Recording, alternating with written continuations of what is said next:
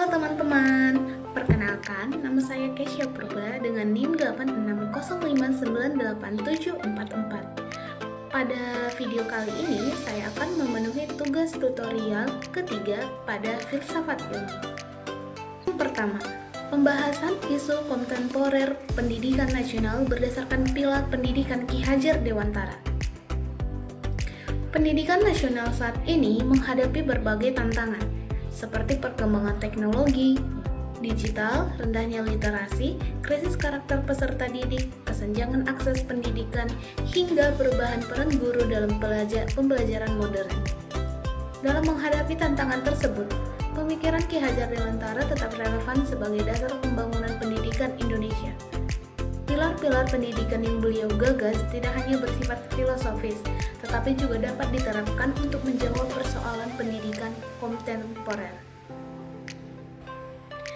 Yang pertama, makna pilar dalam konteks pendidikan.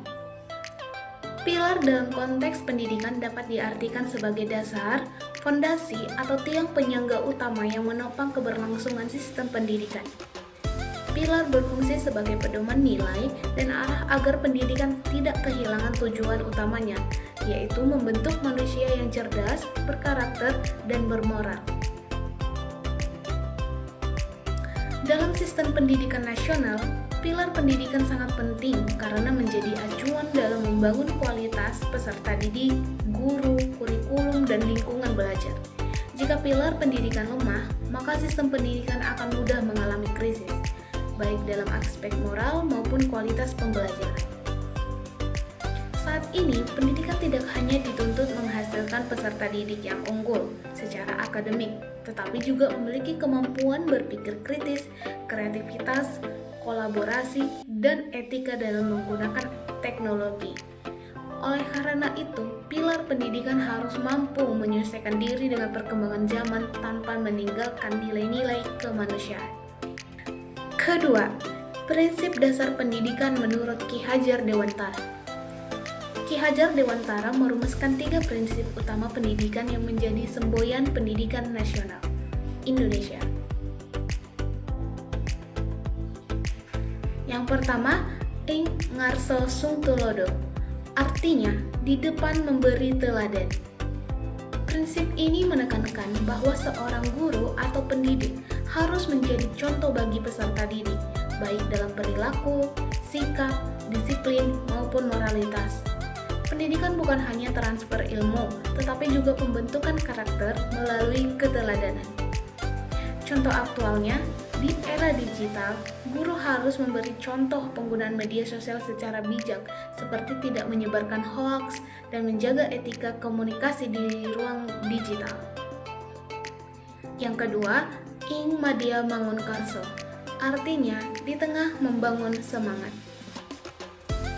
Guru harus hadir di tengah peserta didik untuk membangun motivasi, kreativitas, dan semangat belajar. Hubungan guru dan peserta didik bersifat partisipatif, bukan otoriter. Contoh aktualnya, dalam pembelajaran daring, guru tidak cukup hanya memberikan tugas melalui aplikasi, tetapi juga harus menciptakan pembelajaran interaktif melalui diskusi virtual, video pembelajaran kreatif, atau proyek kolaboratif.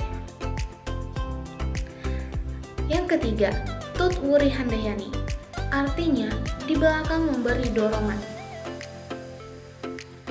Prinsip ini mengajarkan bahwa guru harus memberi dukungan dan kepercayaan kepada peserta didik agar mampu berkembang secara mandiri dan bertanggung jawab. Contoh aktualnya, dalam pembelajaran berbasis proyek atau project-based learning, guru memberi kebebasan kepada siswa untuk mengeksplorasi ide dan menyelesaikan masalah sendiri, sementara guru berperan sebagai pembimbing. Ketiga, relevansi dan tantangan penerapan dalam era digital. Relevansi pilar Ki Hajar Dewantara. 1. Dalam pembelajaran daring, perkembangan teknologi membuat pembelajaran daring menjadi bagian penting pendidikan modern. Prinsip ing madya mangun karso sangat relevan karena guru harus mampu menjaga semangat belajar siswa meskipun tidak bertemu langsung. Contoh, penggunaan platform seperti Google Classroom, Zoom, atau Microsoft Teams dapat membantu guru membangun interaksi yang aktif dan kolaboratif. Kedua, dalam literasi digital. Kemajuan teknologi mempermudah akses informasi tetapi juga menimbulkan risiko penyebaran hoaks, cyberbullying, dan penyalahgunaan media sosial. Karena itu, prinsip ing ngarsa sung tulodo sangat penting agar guru menjadi teladan dalam penggunaan teknologi secara etis dan bertanggung jawab. Contoh, guru mengajarkan cara memverifikasi informasi serta membimbing siswa menggunakan internet untuk kegiatan produktif dan edukatif. Ketiga, dalam pembentukan karakter peserta didik. Di era digital, banyak peserta didik mengalami penurunan disiplin, empati, dan etika komunikasi akibat pengaruh media sosial. Prinsip Tutwuri Handayani membantu membangun kemandirian dan tanggung jawab peserta didik. Contoh, guru memberi ruang bagi siswa untuk menyampaikan pendapat, mengembangkan kreativitas, dan bertanggung jawab terhadap tugas maupun perilaku digital mereka. Keempat, dalam perubahan peran guru. Dahulu, guru menjadi satu-satunya sumber pengetahuan. Tetapi kini, informasi dapat diperoleh dengan mudah melalui internet. Oleh sebab itu, guru lebih berperan sebagai fasilitator, pembimbing, dan motivator.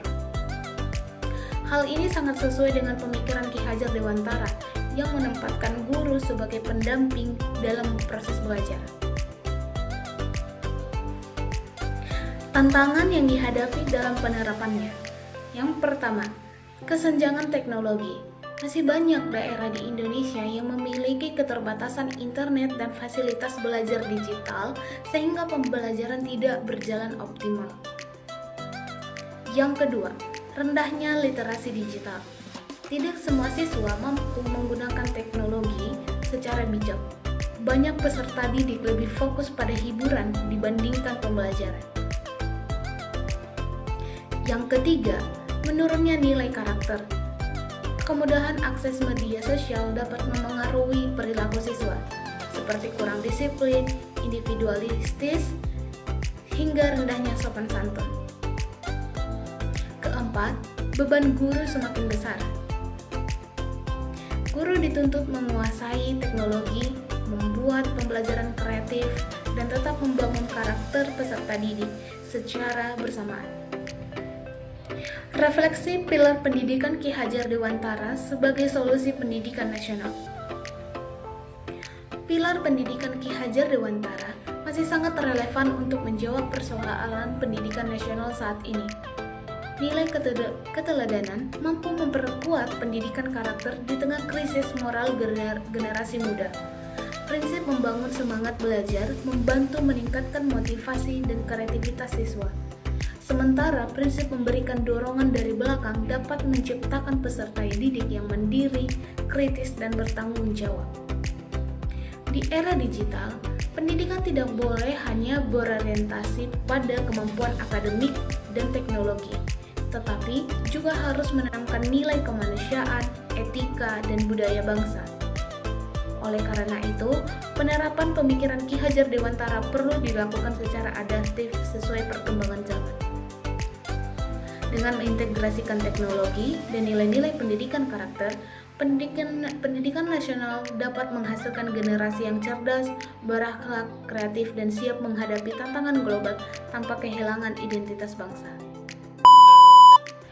Sekian video presentasi dari saya ucapkan terima kasih.